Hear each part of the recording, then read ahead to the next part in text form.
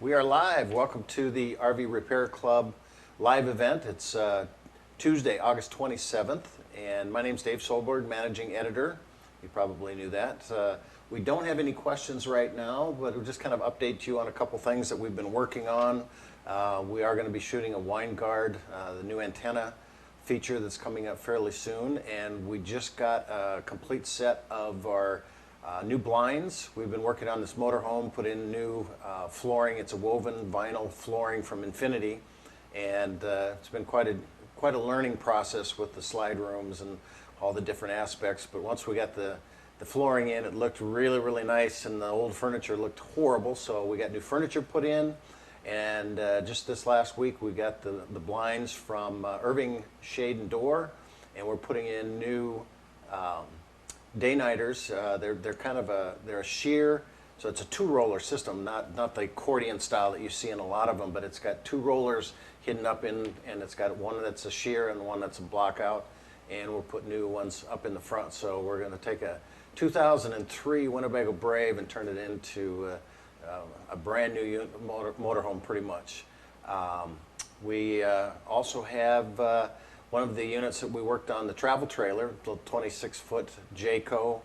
We did pull the air conditioner off, and we found that the roof had gotten so waterlogged that it was ruined, and insurance did not cover it because they considered it a maintenance issue. So one of the things that I highly recommend that you do when you've got an RV is make sure that you get up on the roof once a year at least, check all the sealants. This one happened to be from the roof air conditioner.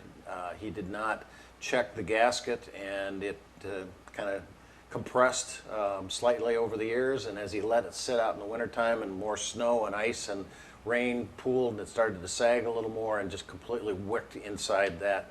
And his RV needs a new roof, which is about a $10,000 repair on a unit that's worth about $5,000. So yeah, he's going to try to sell it for salvage. So if anybody's looking for a Jayco with it, all the rest of the parts are fantastic. I know where there is one. So it looks like we have one question that came in. Wait, hi, how do I know what kind of roofing membrane do I have on my trailer? There's several different types of roofing materials that are used. Way back in the day, it was aluminum. It only came in 4-foot pieces, so you had a seam right down the middle. The challenge with aluminum was that you got a lot of oxidation in the black streaks that would come from that. It was a lot of expansion and contraction. You got any kind of a crease in it, like a branch or something like that, and you had a pretty tough area to seal. In 1989, it was about, maybe a little bit earlier than that, some of the manufacturers went into a rubber membrane, which was called an EPDM, and then others went in with fiberglass. Winnebago chose fiberglass, the same stuff that's used on the outside wall, up on the roof. They did a lot of research. The early EPDM had a lot of expansion and contraction, did a lot of chalking. It actually starts off as a black piece of rubber and is colored with a powder, white powder.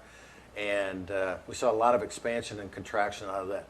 The next generation then was TPO. It's still a rubber membrane, but a lot of manufacturers like to call it vinyl, or there's other names for it. They don't like the rubber connotation, but it is still a rubber membrane, but it has more fiberglass into it. And then there's Alpha systems, and Alpha is a rubber membrane with a fleece lining. The way you can tell is go inside your RV, take one of the vent covers down. You've got a shroud or a ring on your roof vent, and you just got 6-8 screws. Pull that just a little ring down, and you'll see extra material that is tucked inside that. You look on the back side of the material. So if you're looking at the rubber membrane, if it's got a black backing, it's EPDM. It's first generation stuff. It's still being used today. It's a little bit better in the chalking, but it does have to be washed at least once a year and conditioned. They generally recommend, Dicor has a very good conditioning product for that. If it's the same color underside as it is on the top, whether it's tan or white, there's a variety of different colors. If it's the same color, then it's a TPO system. And they also need to be cleaned once a year and conditioned. And then Alpha Systems has a fleece, kind of a white hair cell type product on the back side of it. Alpha Systems also has to be cleaned, but they only recommend conditioning with Murphy's oil soap. Best cleaner you can use on all those products, in my opinion, is the Dawn dish soap, the blue soap. Very environmentally friendly, but it's also a great cleaning product with the tars and the bugs and the bird droppings you can get up on the top. So a little bit of Dawn dish soap in a bucket of water and a medium bristle brush. And there's a great video on our website about how to clean. Go in quadrants. You want to start with the coach angled in a driveway or somewhere, so you've got the ladder up towards the backside, so everything's going to run off. Start in the first corner here, do about a 4-foot section, go to the next corner back here, and just keep stair stepping. That way you're walking back always on dry, rough top material, and then you have your ladder to be able to get back down. And just rinse it off with a good a hose and a gun, faucet gun. No high pressure, just regular.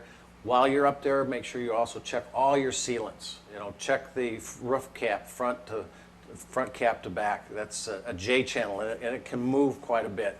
Very notorious place for developing leaks, because when you get a day that's, let's say it's 40 degrees in the morning and it turns to 60, 70, 80 degrees in the afternoon, all that material expands and contracts at different rates. And there's a J channel in there to kind of overlap the hard fiberglass material with whatever you have for roof material, and that stuff's going to move. And that J channel allows it to move but still stay covered, but yet you got a sealant on top of that that's got to migrate with it. And sometimes it starts to pull apart and it gets brittle and it dries and it cracks, and you need to make sure that you check those out and reseal it if it's minor, or take all the sealant off it and start over if it's some major cracks in there. And make sure that you use the right sealant for your material. You can't just put silicone on everything, it won't stick to fiberglass. So there is specific sealants that are designed for rubber membranes, for fiberglass, and so forth. Okay, so I'm going to back up here and see how do I, well, we got a bunch of stuff came in while I was yakking here. Dan asks, getting a service code on a small wrench followed by 5D. What does it mean? Small wrench. Okay. Getting a service code. Of a small wrench. Oh, sorry, I read that wrong. A small wrench followed by 5D. Not sure what product you are looking at. Maybe if you could give me a little bit of information. Is it on the display panel for the refrigerator, or on the thermostat? I've not seen a wrench. I've seen codes before, or blinks that come on. The refrigerator generally is going to have some kind of a code in it that says AC5 or whatever, and each one of those codes means that you've got low voltage, or you got low battery power, or no gas, whatever. So if you can give me a little bit of information on what appliance, what product you've got. And I'm sure the wrench is saying that maintenance is required, so the 5D has got to be referring to something and that it senses.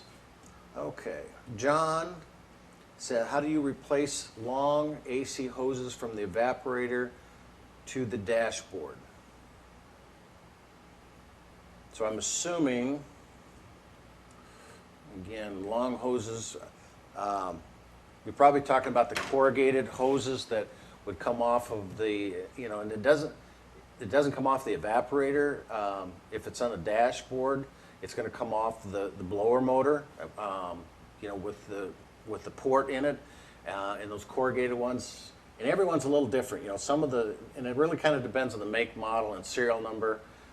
Not so much serial number, but the make and model and the year of the unit. A lot of them, the dash will come up and it allows you to access stuff inside. Otherwise, there's an access panel typically on the front of those that you have to unscrew, and right underneath the dash, there's just a flat board that's got some vinyl on it or carpet, depending on the model. Should be able to take those out.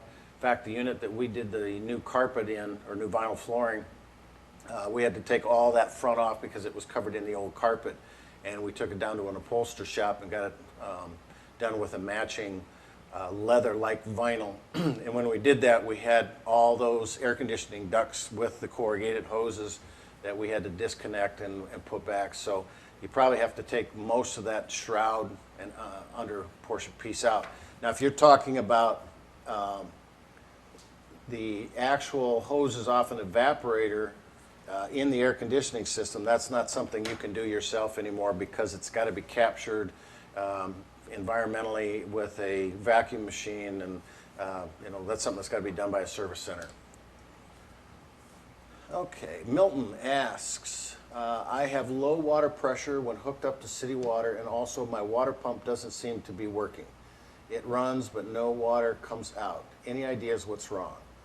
Well, the first thing I would do, you got to remember, most of the time that you fill your tank or you're hooked up to a city water fill at a campground, you're running hard water in that. None of them have soft water. So you're going to have calcium, lime, all that stuff is going to create some buildup.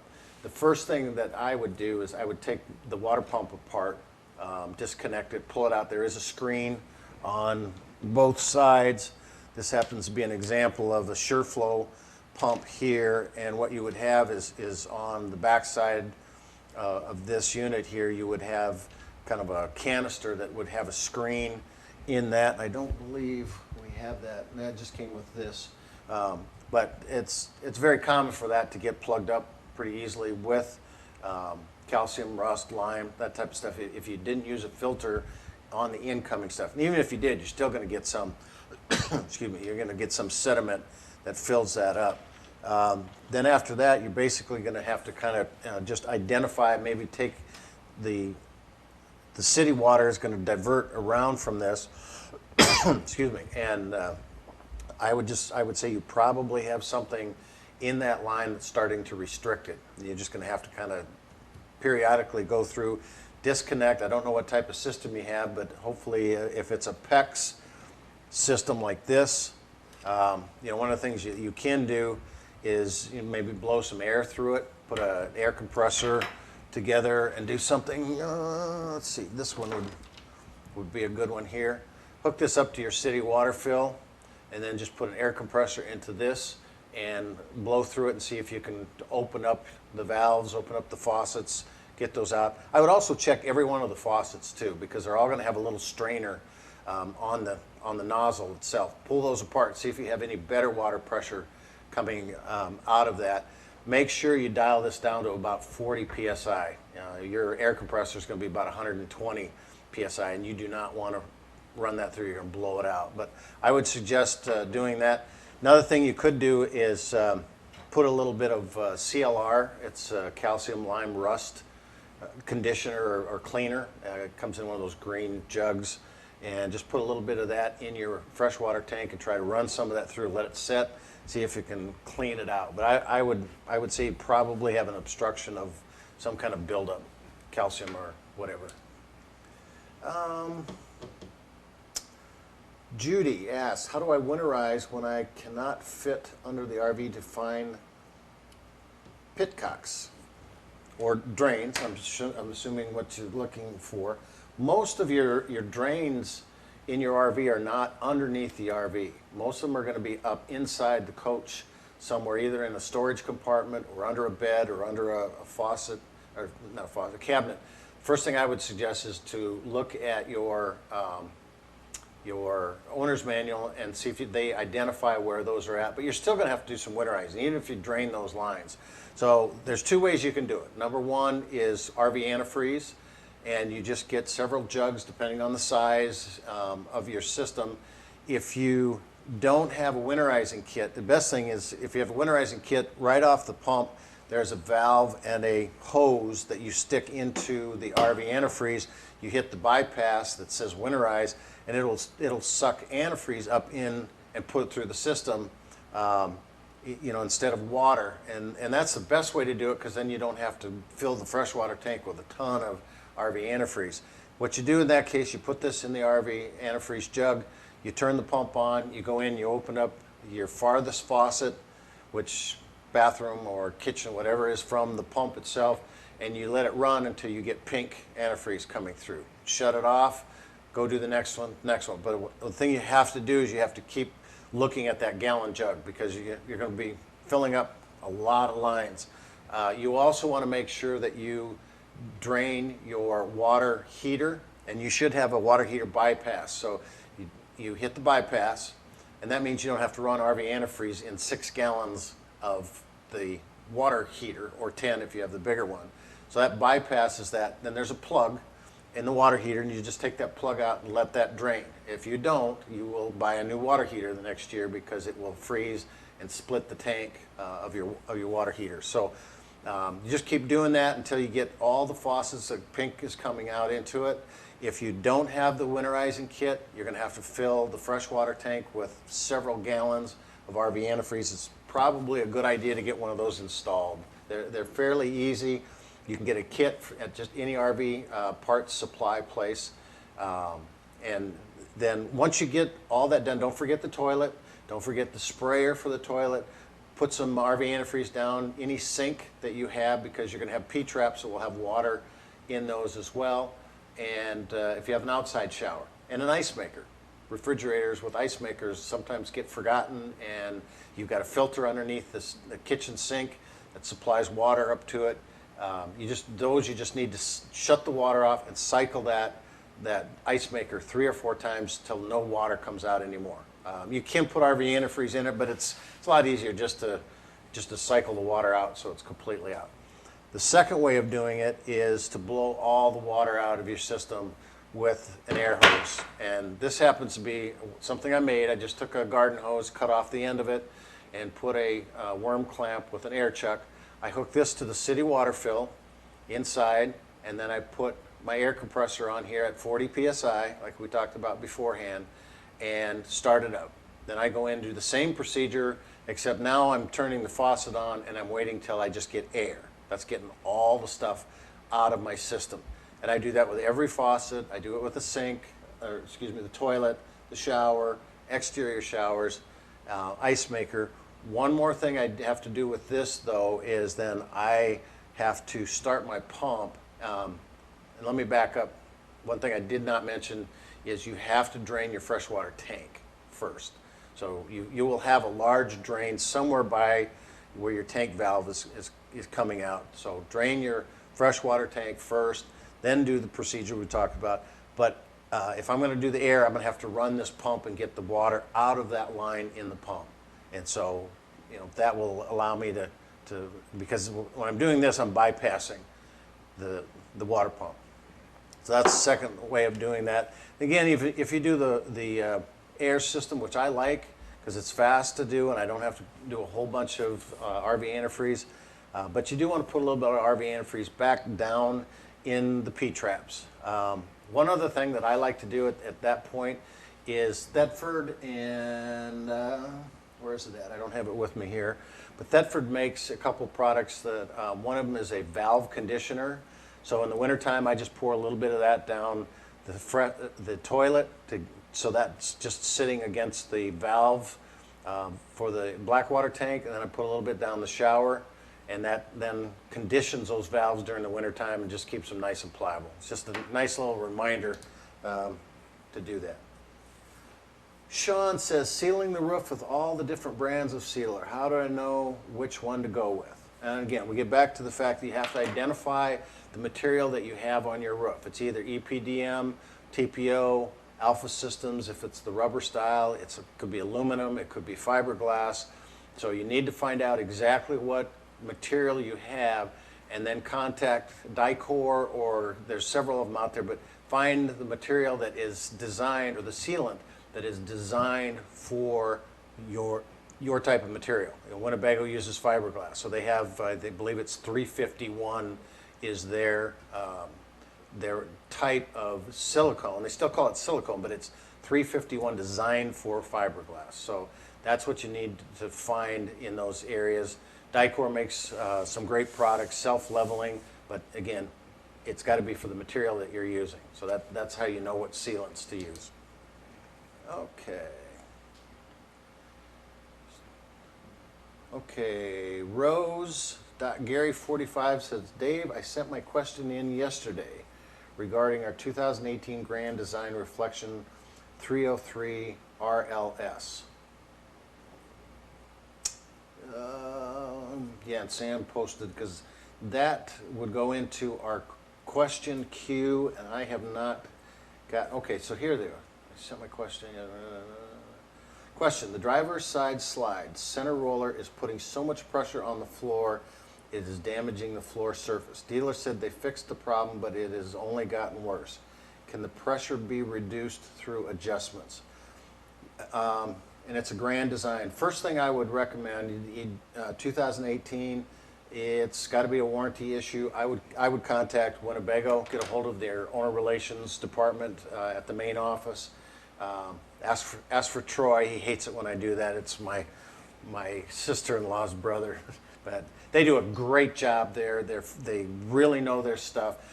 You want to get it documented first. You know, you want to make sure that they understand that you're having this problem. The dealer said that. Take pictures of it. Get your serial number. You will need that. The motorhome serial number, not the chassis serial number. The motorhome serial number. Get it documented. And there are adjustments for those rollers. I'm sure it's a Lippert system. I'm not sure exactly which one they use in that system there, but there are a variety of different adjustment points. It's not so much going to take the weight off of that roller, but it's going to adjust the height of it, so it's not going to put as much force on it, I guess, is one thing. The other thing they might have you do is take a look at you know, what you're putting in that slide room as well. You know, do you have any things underneath the couch, underneath the dinette, the cabinet? Probably the other big thing with that is to make sure that that room is square, that you don't have a sag in the floor for some reason. You know, if you got some moisture penetration, sometimes that floor can start to weaken a little bit and sag, and then you're going to get, you know, excess wear. So there should be some adjustments in there, but again, I would definitely get a hold of Winnebago to start with, get it documented so that, you know, if this takes a while to get fixed, that you have it, that it's being addressed. Okay. I got to back up. I think I skipped Melissa. Hi. We just started living in our RV about 2 weeks ago. We are building our house and we sold our other one and had to move out. Anyway, oops, jumped on me. Where did we go here? Melissa. It's hard to cook with limited space. We have been eating out a great deal, and that every time a question comes in, it jumps me out of there. Great deal, and that is getting expensive. I don't like to heat up the oven in the summertime. Tendency aside. Any suggestions? Yes, we did a variety of a video on a variety of different grilling methods and cooking methods and so forth. You know, that's one of the things I tell people in my seminar when we do the RV buyer seminar. How much time do you really want to spend inside your RV cooking? You know, when my folks first bought their first used RV, they were so glad it had an oven in it. It looked like it was brand new, and they found out why. The first time they fired up that oven and made it 350 degrees in that living room, kitchen, dining room area was the last time they used the oven. So one of the things that I tell people is get out and take a look at some of the really unique different types of grills and, you know, outdoor cooking that's available. Traeger is a company that makes a wide variety of different grills that wood fire pellets and so forth. The green egg ceramic are very popular right now. We see a lot of people are using those. They even have a smaller version that is, you know, it's more RV adaptable for those that are moving. I mean, I'm pretty sure you're stationary where you're at, but you know, you get outside and you see. In fact, one of the big movements in floor plans in the last few years, and even more than that, is an exterior kitchen, because a lot of people want to go camping and they want to cook outside and you know, have the family over and do the big potluck kind of thing. So you're seeing a lot more exterior kitchens. Well, you already have a unit, so you're not going to do that, but set up kind of your own exterior and you know, start playing with the different types of charcoals versus LP, lump coal. There's a lot of really fun and unique things And I mean, you can make just about anything anymore. You get the copper mats and you can do eggs on a grill and just about anything. So get creative and step outside and start looking at what you can do. Keep it. Sealing the roof. We just started. Okay, there we are. Dave Blantz asks, adding a fan to the roof vent to pull hot air from the fridge, Dometic in a Class C. How effective is this modification and how should wiring from it run?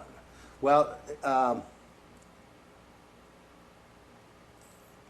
the roof vent, I'm not as familiar with the roof vent models because most of the RV refrigerator manufacturers recommend a coil mount fan. They have two 5-inch magnetic fans that fit right on the evaporator coil up towards the top of the unit, because all your heat's going to be basically in the middle half of your refrigerator where your stuff is boiling and coming back down.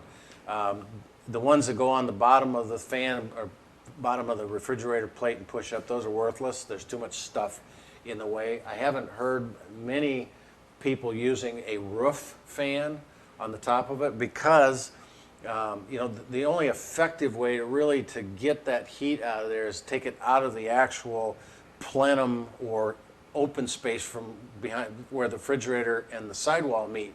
And to do that, you have a roof vent at the top, but it's got a plastic shroud over the top of it and a screen over that. And so I haven't personally seen any that were designed specifically for that cavity, but I have seen them where they're designed to connect right on the back coil, and they're thermostatically controlled. You can you just run a line and put you know, positive and negative onto any 12-volt source. You don't want to do it on the refrigerator part itself, but you could go right to the battery or right to the back of a converter, distribution center, anything like that. They're easy to install, except you have to remove the refrigerator because you have to get back to those back coils about 3/4 of the way up. And so that's the most effective way to get the heat out of the inside of that compartment. Mark Workman said, 2000 Coachman Catalina 330 MBS hood release cables came apart. Has a coupler marked Hilux, can't find any info on fixing the coupler. Pull side on the dash side came loose in the coupler. I'm not sure who Coachman used for those. I know Coachman was purchased by Forest River quite a few years ago. I would imagine if you could get in touch. Forest River has a really good owner relations department that's kind of dissected into the various different models and brands. You know, the challenge you have with RVs, motorhomes in particular, is that there was not a lot of really good documentation in some of the companies, and a lot of times they switched frequently in what parts they used because they would get an end run from somebody, you know, automotive supplier that had hood releases. But I would say that if you get a hold of Coachman and Forest River in their owner relations department, another possibility is I know RV Upgrades and PPL down in Florida carries an awful lot of parts, and you know probably the next step would be to get a hold of a Coachman dealer and just see what you know, what they have. A lot of the dealers, when some of these companies were bought up, started stockpiling some parts that they would be able to get because they were afraid that they wouldn't be able to get them, you know, years down the road. So I would start with the manufacturer first of all and just kind of backtrack from there and see where we can go. Again, documentation is a tough thing on some of these units. Scott Tooley asked, what's your opinion of the water heater conversion kits putting the heating element in the drain plug? I personally have not had a lot of experience with that. I've seen a lot of blogs, a lot of people writing about it, both good and bad, which you're going to find in any product out there. You know, I still think that the most efficient way, when you start looking at the plug heater in it, it's got to be electric, and so that means you have to have 120 volt power all the time to power those. So if you're going to be doing any kind of dry camping, or you know, in places that you're just going to stay overnight, in some areas you probably won't have that unless you've got a generator that you can hook up. You know, I personally think that the Suburban and the Atwood water heaters are very, very good heaters. Truma has now gotten into it with some of the tankless ones that are in there. So again, if anybody else has had any experience with those, one of the nice things about doing a seminar, when I have a couple hundred people in a seminar, I get to ask, anybody here use those? So right now it's just me, and I have not used those. I will do some research on them, but I personally still like the old style. Okay, can't for the life of me figure out how to get my tailgater satellite dish to work in my RV. Okay, so that one, I guess, you know, I'm not sure exactly what he's doing, and this is kind of ironic. I have a friend of mine that just bought, about a year ago, he bought an ICANN Renegade. It's a huge, huge Super C, and he can't get his satellite antenna in motion one to work when he's going down the road. And one of the things that we found out is that it is in the dish network, so it will not pick up any of the HD channels. And he's been only trying to get HD channels, and he cannot get those. And so that was his issue, is it would actually work, it just wouldn't pick up the channels that he wanted, so he was frustrated with that. You know, the first thing that you have to look at when you have any kind of a satellite dish or antenna system like that, it's got to have 12 volt power. You got to be able to fire that up, and you got to make sure you're verifying you've got 12 volt house battery power to that antenna. And you know, from there, there's just a series of troubleshooting steps. Does the display come on? Do you get any kind of an error code? Without actually seeing it, you know, I need a little more information on what is it doing. If it's not firing up at all, I would start with the power system and verify you have 12 volt power. You know, don't just go by the monitor on the wall that says, yep, my batteries are good. You know, the big problem with the RV batteries, especially lead acid batteries, is they sulfate. As you start to use the energy stored in them and it gets down to 10.5, sulfur actually coats those plates. And as you charge it back up to on a regular converter, it's just gonna say, oh, 10.5, kick on. That's what this thing right here is. This is just a typical distribution center with a converter over on this side here. So what happens is when your house batteries get down to 10.5, which they're supposed to, deep cycle, they cycle. So they're 12.6. When they're fully charged, they go down to 10.5. This kicks on at 13.6, and it charges those batteries till they get up to 12.6. Well, that doesn't break up that sulfur. That's just a charge, a standard charge, and those batteries are going to start to get sulfated, and the plates get coated, and they have less storage capacity. So it may show that 12.6, but boy, phew, right away they drop down because you're not conditioned. You need a multi-stage charger, something that's going to do a high impact, like a 16 volt charge, to break up that sulfur, boil those batteries, and then an equalizing and a float charge. And unless you have a charge wizard, or you have a battery minder, or a inverter with a multi-stage charger, and all those will tell you, you know, on that converter where it's at, they're going to sulfate. So it's a little bit deceiving sometimes when an appliance doesn't work on a 12 volt side and you think you have good batteries. And you know, I just bought them 6 months ago. That doesn't matter. I've seen them go bad in 3 months. So check your batteries, check your voltage to that antenna, and just make sure that that's the first stage, and then you're going through the steps. Does it fire up? Does it search for satellite and it doesn't find it? You know, there's a variety of questions that have to be answered on the progression. And you should be able to go into your owner's manual and just see that troubleshooting guide of, it does this, it doesn't do this. Okay. Oops.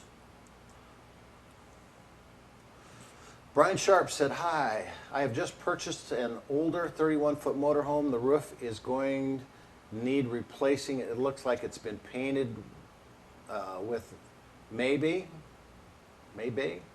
I have no idea where to start. Any tips?" Well, again, this is without looking at the roof, it's really hard to recommend what exact steps need to be taken.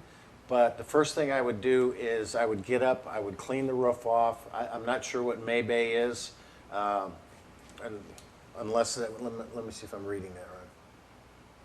Painted with Maybay, M-A-B-A-Y. But there are several different types of products out in the market. Dicor makes a great reconditioning product that you roll on, but you got to clean all that other stuff off. I don't know if it's flaking. I don't know what condition it is. I'm not sure what material it is. If it's a rubber membrane, you might be able to get by with cleaning it really good and putting that new stuff on it. Otherwise, it might be a little more drastic situation where you have to replace the rubber membrane, and then you have to pull that whole thing off and reapply adhesive, and that's big. But I would start by cleaning it off really, really well, getting any flakes off the top of it, find out what material is on there, and then contact Dicor about their roll-on product to see if that's something that could qualify, because that's an easy fix. That's just rolling on a product, and they do, and it does a great job. And hopefully you don't have to go as drastic as replacing the roof material.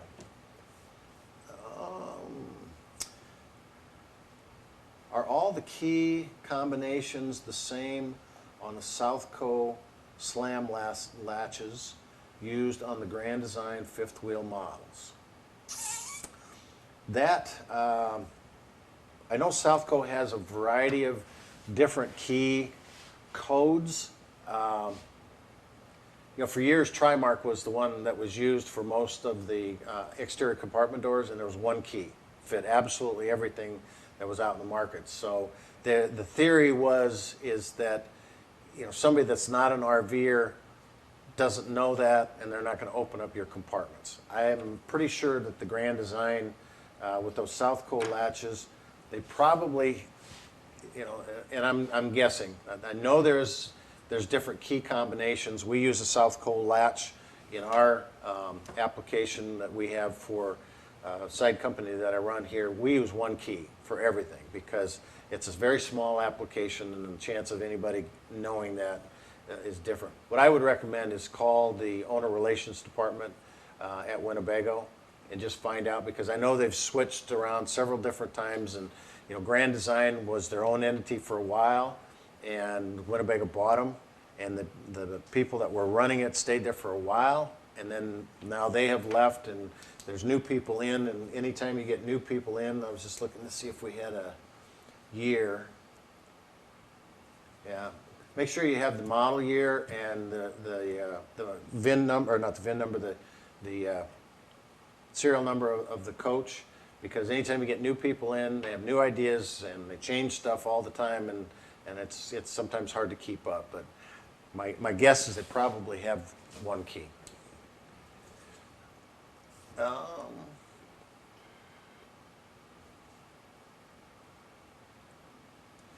I have a Salem trailer with an unladen weight of 4710. I need to replace the tires, which are currently ST205/75 R15 load range C.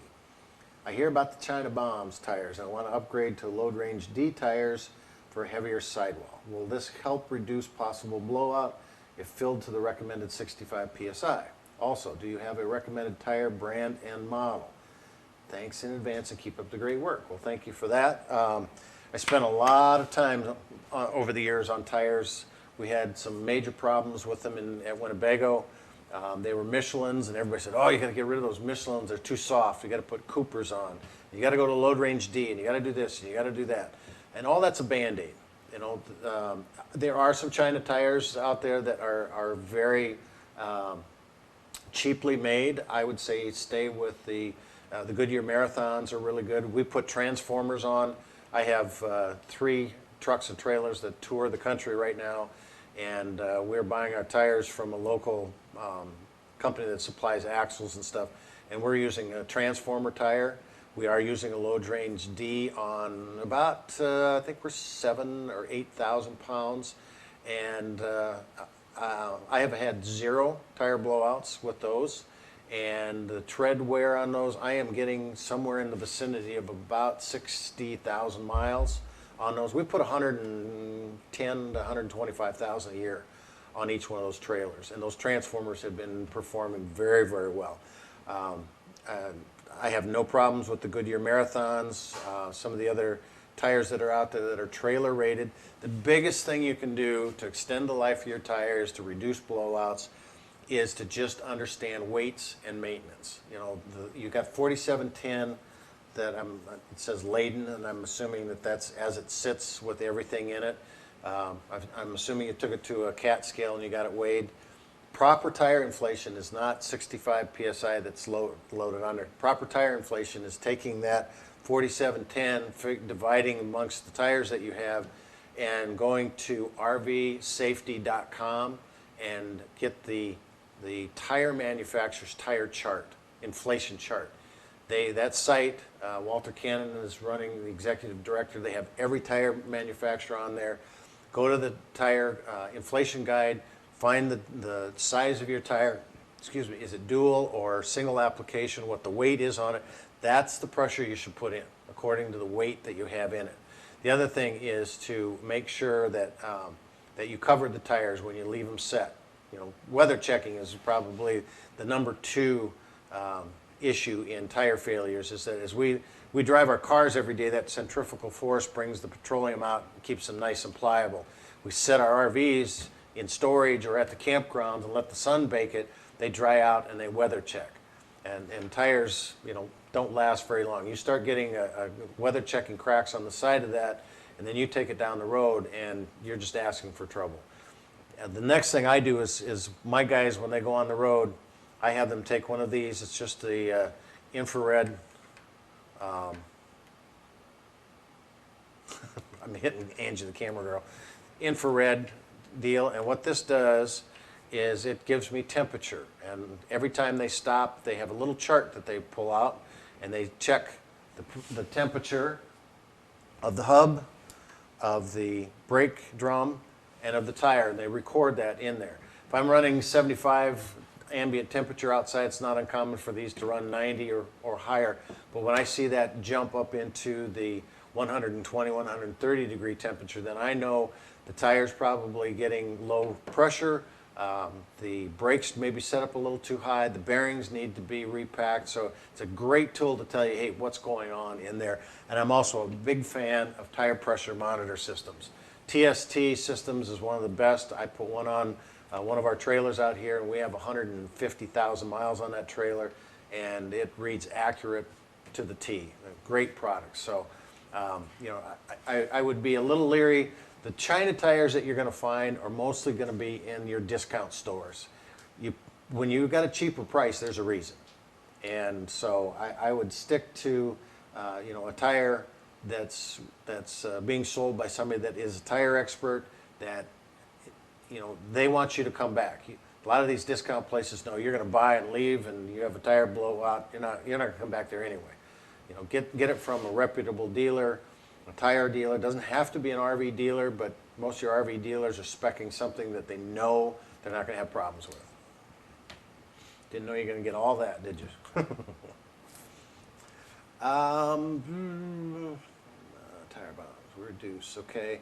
We have a 2018 Crossroads Zinger travel trailer and would love to know if and how we can turn down the temperature on the water heater.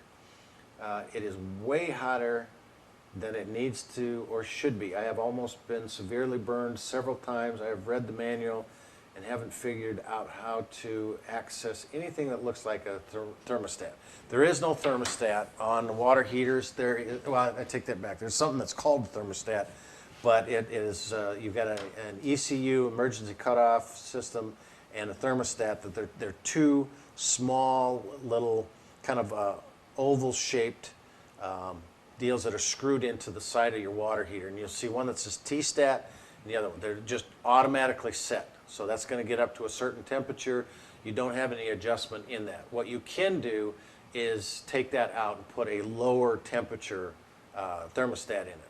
So you would need to find out, is it Atwood or is it Suburban, and contact an authorized dealer about that. It's a pretty easy fix. It's just a couple wires come off, 2 screws, and it's just your thermostat. So it's basically opening and closing at a certain temperature. So most people want the higher temperature because when, let's say you're going to heat that to 140 degrees. If I have 140 degrees in that tank, it's going to stay hot longer, first of all, and I'm going to use less hot water when I'm showering and using the sink. So I'm going to use, you know, 1/4 of a turn of hot and 3/4 of a turn of cold. So I got a big cold water tank and plenty of supply, but I got 6 gallons of hot. So that's why they go with that higher temperature typically. So you should be able to get a thermostat, but it's not adjustable. So it's something that you're going to have to, you know, it's on, the burner comes on, or the heat element, if it's electric, until it hits that temperature, and then it opens and it says off. So that's where your temperature setting is at. Most of the time my hot water heater isn't working. Then out of the blue, it occasionally works. Any ideas? 2018 Forest River, Salem, travel trailer, and again, get in touch with Suburban, I think, did you say? No, you didn't say what it was. So it's either Suburban or Atwood. Get in touch with your dealership, maybe even in touch with Suburban or Atwood, and document that you're having this issue so that you've got it now when the warranty runs out. Usually, both Atwood and Dometic have Atwood and Suburban have a 2-year warranty on their water heaters. More than likely, what it sounds like with this is that it's the house batteries. Again, they need 12.6 volts. They can work down to about 11.6, but you know, we talked about sulfation. These batteries that are in these units, they get sulfated, they don't hold a charge, they don't stay charged very well. The minute you put a load on it, they're down to nothing, and then they have to wait for that converter to kick on and start to throw in additional charging power into it. So that may be why it's working at some point. I guess what I would recommend is that when it doesn't work, and these are gremlins, you know, it's like a car. It doesn't make the noise when you take it into the dealership, but it does the minute you drive off. So when it doesn't work, you need to go out and first of all take a multimeter and check at the water heater, what am I getting for voltage to that module. You know, if it works intermittently, then it's not a fuse because it wouldn't work at all the time. But you know, it could just be battery power and where it gets to. If you get to the point where it's not working and you do have battery power going to that, then you have to make sure that you have LP if it's a propane one, and if your regulator is fine. So what you do with the regulator, and it may be that you're not getting enough gas supply because something else is working. The refrigerator may be working and pulling gas. Are you using the stove or using the heater, anything else in there? So if your regulator is getting weak, you know, it's what supplies to all your appliances. And one of the ways you can tell is, you know, the technician would do a water column test. But what you can do is go in, and if you have a 3-burner range, light one of the burners, let it get up to operating. It should be a nice, steady blue with a light blue tip, no orange, no dancing around. Turn on the second stove burner, see what it does. Should draw it down a little bit, but should come back up to a nice steady one again. Turn the third one on, see what that does, bring us back up, and then start something like the heater or the refrigerator, something else on it. Just see what is that flame doing. If it starts to go way down and it's getting kind of orange, it's jumping around a little bit, and it stays that way, then your regulator's not keeping up. So it might be the fact that you know, when you're trying to use your water heater, something else is also pulling LP. So you got 12-volt power, you got LP. Look for those things and document them. I'm in Australia. We just saw the Little River Band last weekend. None of them are from Australia anymore, sorry. Just regarding your 12-volt videos, etc., am I right in assuming I can just read or here 240 volts in place of 120, and all the rest will be the same. I do not believe so. And one of the things that I keep saying when we do these videos is that I'm a handyman, and I wish Steve were here, because Steve could come in and say, you know, no. See, what 240 volts is you have two hot lines. You have an L1 and an L2, so there's still 120 volts, but it's supplying two lines into various different components. So I'm not sure how Australia is set up for, you know, your system. It all depends on what's coming into that distribution center. That would be a very good question to post on our Facebook or our social media, and let us take some time to research that a little more for you. You know, because I'm not familiar enough with, first of all, your electrical system in Australia, and what kind of coach. I don't think you said the coach that was in here. So, but it's Brian. And Brian, if you would do us a favor, and the other thing I will do is next month we'll do another live. I will also research that. If you don't get an answer on the social media, I will research that, and we'll bring it up into the next live question and answer session that comes up. I do appreciate the question, and you know, it seems like every day I'm in the RV industry, something pops up that I go, ooh, I'm learning every day. Okay, we have a problem with our cable TV. It comes in with a lot of static. Also, our DVD doesn't work, but if I use an external cable, it works fine. 2017 Bounder. External cable. Okay, we have a problem with our cable TV. It comes in with a lot of static.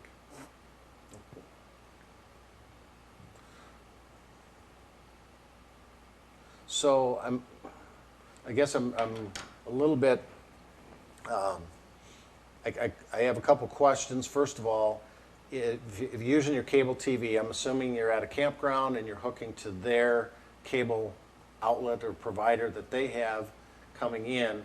I'm not sure what you're saying. If I use an external cable, it works fine. And maybe that also our DVD doesn't work, but if I use an external cable, it works fine. And I'm not sure where you're getting that. So the first thing I would look at, if you're getting a lot of static, you know, somewhere you're getting some feedback from an electrical source, whether it's, used to be fluorescent lights inside would just wreak havoc with signals for radios and TVs inside of it. You know, you got to check your connections. You've got to make sure that you've got a good solid connection. If you're using an external cable, okay, I just thought of this. If you're using an external cable from your cable source at the campground up to your TV and it's working fine, then I would say somewhere in your RV itself, from the connection down in your service center up to your TV, that somebody's probably run a screw into that. And it's not a common thing, but I have seen it happen in a variety of different things, in electrical and 12 volt. You know, they run all these wires inside the roof and inside the sidewalls and different places, and then they come in and hang the cabinets, and, zzz, zzz, zzz, and it's very easy to run a screw right through a line because they're not identified very well. So if you've got an external cable from the campground source to the TV and the DVD that's working fine, you got something in your system that somebody's run a screw or a staple or something through, or it's running over on top of an electrical cord that's not protected or shielded. And it may be that the cable that they're using is not a shielded cable as well, and it's pulling in some electrical stuff. So if it's working that way, then you're going to have to put in a new cable, basically. And it's a 2017. If it hasn't worked from the beginning, I would say get in touch with Bounder, with the Rev Group, Fleetwood, and get it documented. It's probably not in warranty, but if it's done it from the beginning and you can prove that it's working this way and not with the system, they may help with some assistance. Any suggestions on how to keep mice out of the trailer in the wintertime? That is an age-old challenge with everybody. Check our site. We've got several videos on a variety of different baits. One of the one of the units that we use here, they fill it with dryer sheets, and they seem to have success with it. They have no mice in it, but I know a lot of people have tried that. That has not worked for them, so I think maybe these guys are just keeping it at a place where there's not a lot of mice access to it. The best thing that I've ever found out is called mouse free. It is a peppermint spray that they spray on the underside of the coach. Mice hate peppermint. What's proprietary about this is that it's combined with some type of an agent that keeps it sticking to the chassis. Usually if you just go in with a peppermint type thing and spray it, it dissipates in a day. And so you got to keep doing it, keep doing it, keep doing it. But this one is guaranteed for a year. It's a great product. It's a little bit expensive. The other options then are to make sure, first of all, that you plug every hole that you can possibly find. A mouse can get through a hole the size of a dime. So anywhere you have drain lines coming out, anywhere you have any openings or stuff in the bottom side. In this video, if you look on our site, we go through on a creeper and just follow all over underneath this thing and see all these places that we end up filling with the expandable foam. There's a lot of mouse traps out there. There's a lot of baits, the decon and stuff like that. There are some pet-free traps where the actual bait is in a canister or a box that pets can't get into. So there's a variety of different things you can do. The mouse free is a really good product. How in the world do you trace wires when you can't see where they are going? Want to replace the backup camera system but can't see where the old wires are going to disconnect them? That is a very good question because they route those in the styrofoam of the roof and generally run them straight back to the roof structure, and it is impossible to find them. Now, a couple things that I've run across here lately, one of them is a product called Wallabout. It's a small little device that you hook to your camera and you're able to go in and see what's in walls and structures, that type of stuff. Another thing that in fact, I think Steve brought it up at one point, is that when they would try to find wires, they would disconnect, let's say your backup camera, you disconnect the backup camera wire and you find where it comes out in the front and you actually energize it.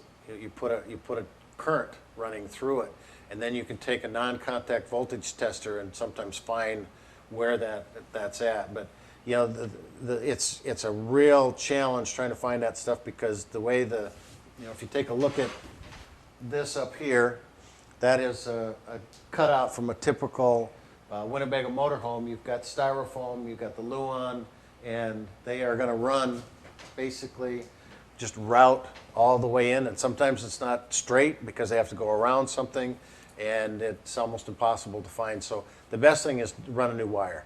And you can't do that in the roof, obviously, but what you can do is snake it through the overhead cabinets and use some of the small little tracer or moldings to cover it in areas where it's open. So it's a challenge.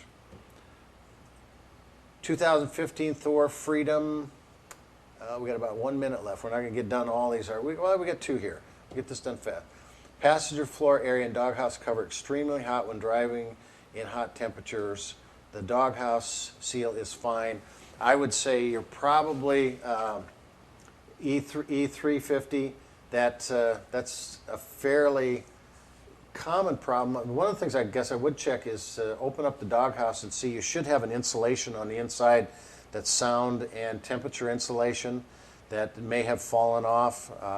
There are some spray-on things that you can use to insulate that better, or even get some of the fireproof insulation that you can glue onto the inside. But take that doghouse out and just see inside what's there, and you might have lost some stuff. So in the last one we're right at 8 o'clock. How do I clean my hot water heater to get rid of the rotten egg smell when I'm using the hot water? Vinegar is a good way to do it. Bleach will also do it, because that rotten egg smell, what that is you've got bacteria in that water that's now starting to anaerobically digest things in the water, and that's going to give you a rotten egg smell. If you don't like the smell of bleach, try the vinegar. Also, I know that Thetford does make a fresh water and a gray water tank cleaner that you can use as well, and that will get in, and you just got to get rid of that bacteria. You got to get rid of that anaerobic digestion. So I guess with that, we're gonna wrap it up. We are at 8 o'clock. We did miss one of these that it looks like the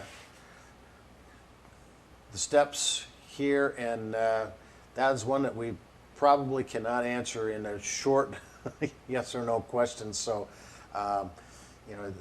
what we'll do is we'll save that question for the next month, but I would also ask that you post that onto the website, Facebook, or one of the social medias, and we can answer it in that fashion. It's going to take a little bit more time and some questions on it. So with that, I appreciate everybody coming out. We had some tough questions tonight. That's great. Like I say, we're learning. There's so many different diverse RVs and things that happen, ways of putting stuff in, but for the most part, we should be able to get through most of that. I appreciate everybody coming out, and for those of you that are in the North Carolina area that are watching, I will be in Charlotte, North Carolina, 3 weeks from now. There's 23rd, I can't exactly. And then those of you out in Southern California, one of the biggest shows on the West Coast, the RVIA show in Fontana this year. It used to be in Pomona. They're moving it 10 miles down the road to the Auto Speedway. More room, free parking, and we've got 10 days of seminars. So if you're in that area, please come join us. Have a great rest of your week, and enjoy what's left of this summer and RVing.